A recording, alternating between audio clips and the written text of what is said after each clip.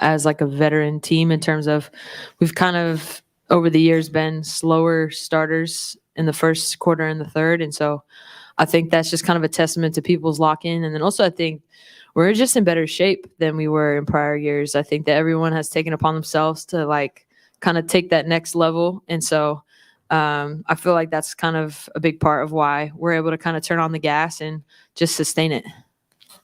And then, Asia, obviously, this is a very different Connecticut team than the one you guys played in con. Just, I guess, how much does it feel like they miss Bree and everything she brings for them? I mean, Bree's a huge part of their offense, of their glue, and we pray for her every single day, recovery for sure, to bounce back, because I know it's hard for her and also her team. But I think this is obviously a faster con team. I feel like con looks different every single time we see them.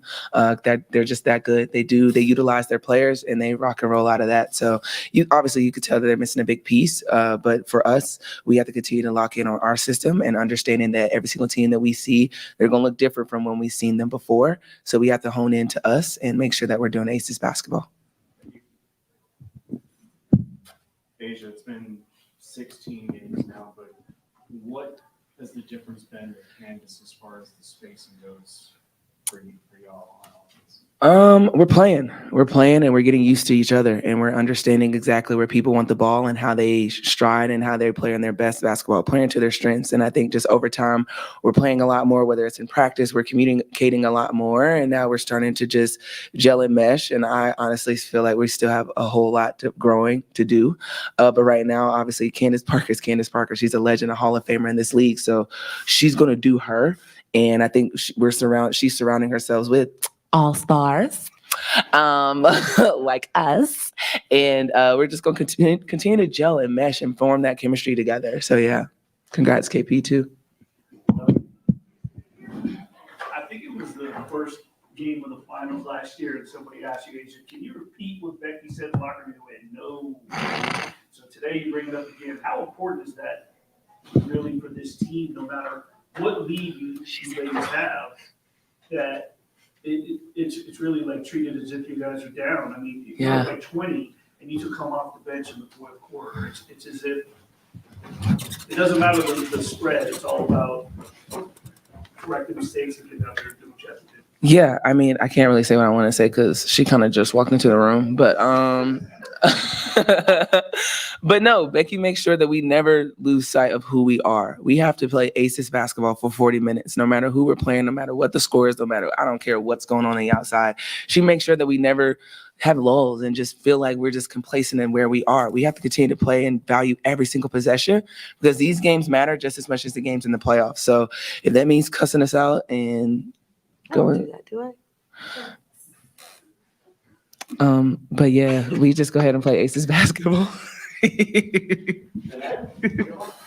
4 of your players made the All-Star team. How proud does that make you feel, Coach? Yeah. I hadn't even got the news. Hey. Not that I'm surprised. She deserves to be there. But just how proud does it make you as the head coach of your star players to get some recognition from the media and from players and other individuals around the league for the hard work? Well, I appreciate the recognition because I think, quite frankly, at the beginning of the year, it was missing a little bit. And so now that they're starting to get some of these accolades and stuff, I'm excited for them because they've put in the work. And they've done it with class. I mean, people talk about how fun we are to watch this and that. I'm like, as fun as it is for y'all, like to come to work every day with these guys, they're not only phenomenal basketball players, they're phenomenal people, and they're fun. I'm like, they are fun. And so, all the accolades, like I tell them, like when everybody gives and these girls are giving everything they have to each other and you have that buy-in factor, like everybody gets more, everybody gets recognition, everybody's going to eat. So we just have to keep staying together, keep being who we are, keep being who they are, and then I'll roll with that group any day. Before we go to the Zooms, any more for the players before we do Zooms to the players, Cassandra?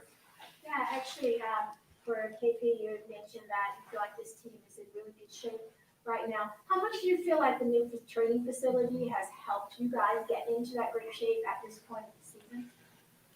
It's just been such a blessing. It's a big part, I think, because you get to, in the past, we're moving around different places, high schools, the different places and like maybe there's a weight room there, maybe there's not. Maybe there's a cold tub there, maybe there's not. And so now it's just like it's at all in one place, and you get to really like be on your P's and Q's of like, okay, this is what I need to recover. This is what I need to, maybe I need to do a little bit extra cardio, but like it's all there. And I really do feel like it's allowed us to kind of take a step as professionals. And you see the product on the court, like I think that's a big reason. And I think that like we've been able to hire a strength coach. We never had that in the past. You kind of were on your own. And so I think it's a big part. And I think that's why you see people just elevating their game, because you're able to like fine tune things, and everyone knows at this level, it's all about like the little details and the fine tuning. It makes the biggest difference. I'll say this too. I mean, if any of you guys have been around athletes at all, they are creatures of habit. So it's not like, oh, are we going to be in this gym? Like they have all their stuff. They have everything right there. They know where the gym is, where the weight room is, where they can go and get therapy. So that makes a big difference. And it's not like you can get all your work done in one place. Like just the efficiency with their time. They're not driving across town because now they got to go lift over here. It's just, it's necessary, and everybody got to get one, because you want the best product, put them in the best housing. And we got a facility and a housing situation that I feel like puts them in great positions to be successful. All right, let's go. Jesse in the room, then MA on Zoom, and then we'll let the players go. Kind of what Becky was talking about, just for either one of you guys, with the group that you have, how much fun it is being around you guys. I know that it's a grind, especially probably this week, with the teams you're playing here. How much easier does it make it to come to work, to put in that work, to do it when you have a group like that? I mean, Coach said it, like this group is a lot of fun. And I think there's also a lot of personalities that don't get a ton of credit. Like, I think one of the reasons we've been able to keep this lightheartedness and like fun, like uplifting, is because our bench is so like, it just infuses us with like energy, love, encouragement. They come to work every day and they bring it. And so it's like, it's not just the core four or Candace, it's everyone. A ton of love, but like, I promise you, like I walk into the building smiling because I know Cindy Colson is next to me and she's going to say something that's just going to make my heart smile. You know what I mean? Like that's just KB, like Kayla, we just have Kia. We just have so many people that just are just genuine, amazing human beings. And I think that goes a little bit under the rug, because a lot of teams, a lot of times you're like kind of trying to bring your bench along, and it's really the other way around. And it's just a blessing. MA, one for the players. Yeah, thank you. This is actually for Asia and Coach Hammond. You want to weigh in on this too? Actually, this is an all-star question with the reserves being named today. Asia, this is your third time as captain, and I wonder. I know the picking teams is fun, but there's some strategy to it too. Yeah. And do you and Becky actually talk about that? You were Coach and Team Wilson together last year too. Do you guys talk about your strategy? So weird. Michael, she didn't ask me one damn question. Not one. I don't really have a strategy. I really just be going. Picking her friends. I really just be like, where can I just make sure we get good core posts and guards, and the rest is in Becky's hands, because like at the end of the day, we're just trying to have some fun. But yeah, I don't really have a strategy. I think I should get one. I got some time, kind of. But yeah, it's going to be interesting this year for sure. I'm locked in. I'm ready for it. All right, thank you, players. Thank you. I'll talk to you later about. Let me know the what team, y'all want to do yeah. for John if you want. Better. Okay. I got to pick off my teammates.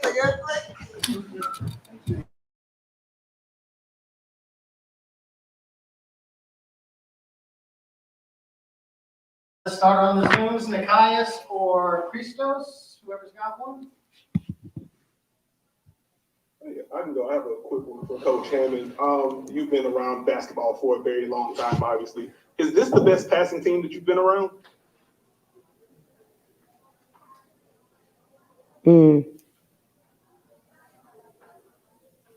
Yeah, probably. Yeah. That 2014 Spurs team could really pass the rock and move the rock. And the cutting, Our cutting has got better because when you cut hard, you get the ball. We run faster because we get the ball. So when people are like, how do you get your team to cut hard? How do you get your team to run fast? You have passers that will pass it to them, because if you keep sprinting out or you keep cutting and you never get the ball, pretty soon you quit running and you quit cutting hard, because why am I doing that? I never get the ball. So having passers that really reward that kind of pace and space and just hard cutting, and you get rewarded with layups. So they're a fun group to watch. Chelsea, Candace, and I'm going to throw Plum in there.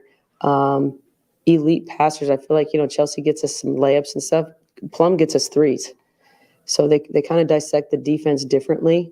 And then you got, a playmaker in Candace, and Jackie is another one. Like, I mean, even Asia, everybody. It's like, they're ballers. They make the right play. They make the right read. And we're starting to develop chemistry that we have like little eye contacts with each other and that is something that takes time, but you're starting to see it come along.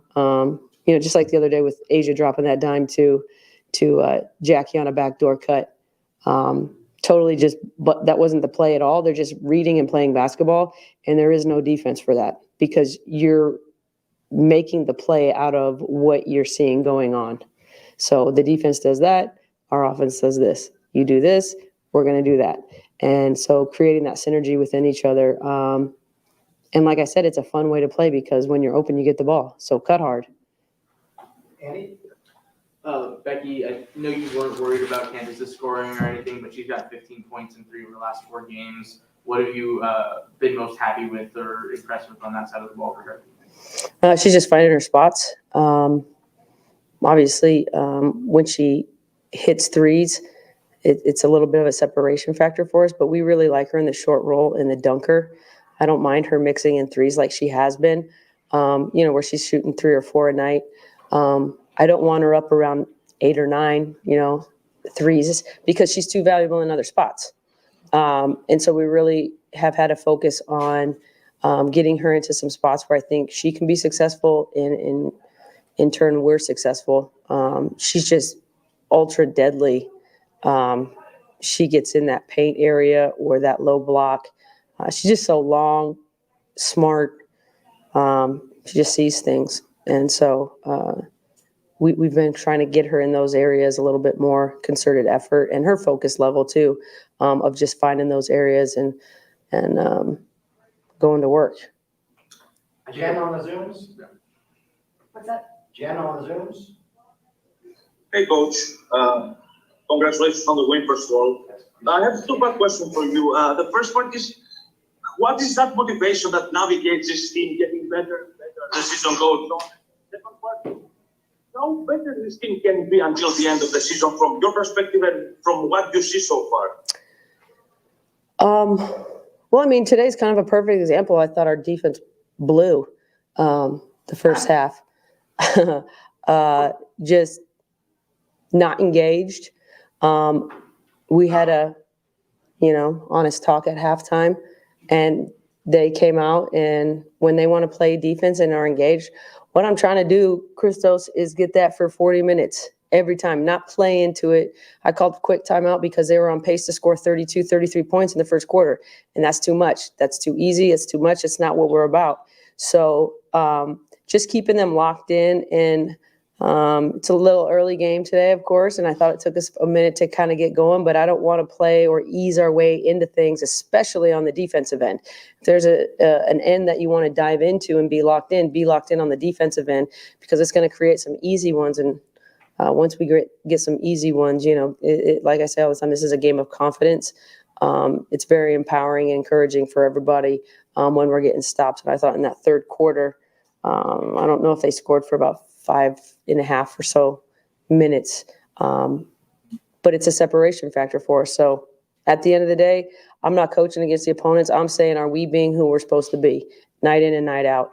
And through that, we're trying to create, like I said, winning habits by going to work and holding each other accountable. Let me tell you, they hold me accountable too. If they see something they don't like it or it's not working, they let me know too. Jen?